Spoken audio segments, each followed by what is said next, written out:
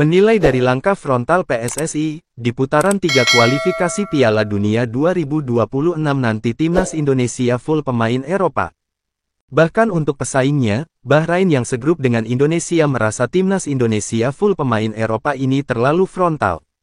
Dilansir dari kanal YouTube Girlsport Extra N News, meskipun timnas Indonesia full pemain Eropa, seperti contohnya kedatangan Maarten Paes dan Ole Romeni ini jadi kunci kemenangan. Sejumlah pemain keturunan baru berkualitas adalah sebuah tindakan yang tepat untuk bisa bersaing di round ketiga nanti. Setidaknya timnas tak menjadi samsak atau pelengkap grup saja salah satu upaya hingga PSSI mempercepat proses Maarten Paes dan juga Ole Romeni.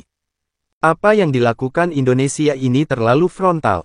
Meski secara garis besar lolos Piala Dunia tidak masuk ke dalam target yang ditetapkan kepada Coach Shin Tae-yong, namun bagaimanapun karena sudah sampai sejauh ini maka harus habis-habisan.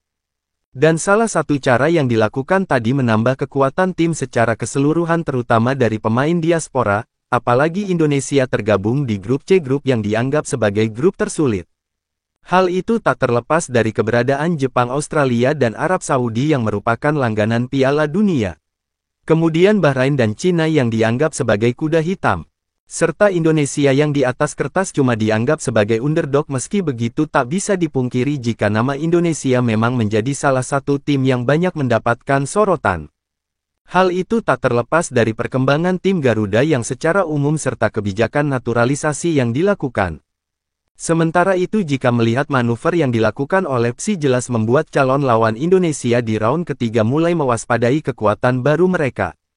Sebab bagaimanapun nama-nama pemain yang udah atau akan dinaturalisasi adalah mereka yang secara kualitas memang mumpuni.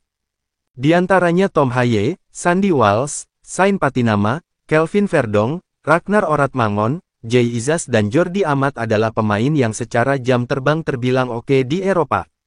Kemudian talenta-talenta muda macam Ivar Jenner, Justin Hubner, Nathan Chuaon, Rafael Struijk, dan Elkan Bagot juga dianggap sebagai prospek cerah.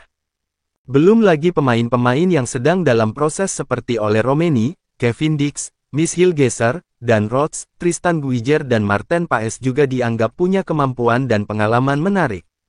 Itulah kenapa tim-tim unggulan macam Jepang, Australia dan Arab Saudi tidak pernah menganggap Indonesia sebagai tim lemah karena secara materi pemain sekuat Garuda sekarang banyak diisi pemain yang merumput di Eropa.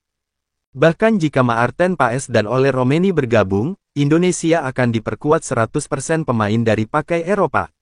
Seperti yang sudah dikonfirmasi oleh Exco PSSI Arya Sinulinga kalau proses Maarten Paes dan Ole Romeni segera dikebut oleh PSSI untuk bisa bermain di round ketiga nanti. Dan jika rampung dalam waktu yang ditentukan maka timnas Indonesia full pemain Eropa.